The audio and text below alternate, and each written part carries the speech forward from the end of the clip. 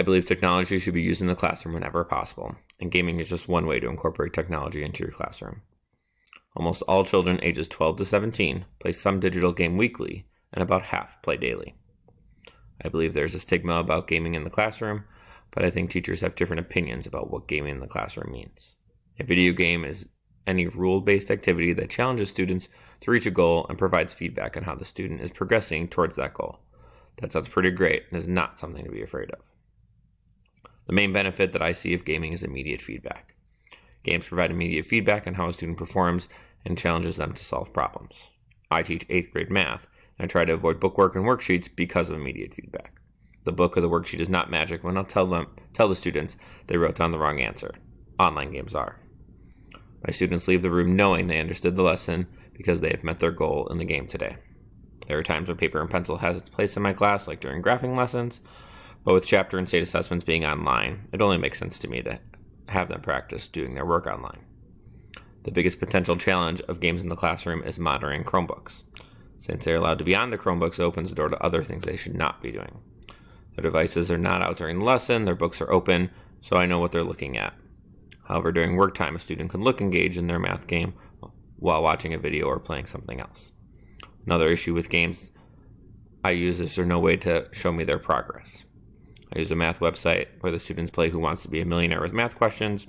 It's my go-to since it's simple for the students to use, and there's multiple games already created for me for different concepts. I give them a goal, usually winning the $1 million, but there's no submit or done button for them.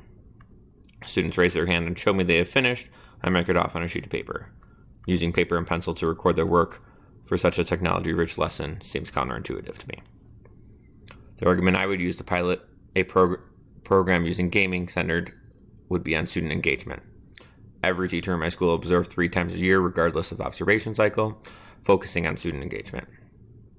Using technology helps with student engagement, which leads to a higher level of understanding. We receive an email the week before that a principal will be stopping in our room sometime over the next 2 weeks to observe our class for 5 or 10 minutes. Wernold talks about gaming helping with engagement and gaming helping with experiences, belonging, performance, and learning through struggling. We're already one-to-one with school devices, so money would not be a factor in this proposal. Since engagement is already a school's goals, the only other piece of information I would need to provide is statistics are achievement. Yang discusses students struggling with low academic and engagement and how gaming led students to higher order thinking and greater academic achievement. I will continue to use gaming in my classroom to help students learn and keep a high level of engagement. Today, our students will need to know how to use technology in their careers, so we should be preparing them now. Not introducing different technologies and strategies to your students would be a disservice. If you do not currently use gaming in your classroom, you should try it for a day. I think you will be surprised with the results.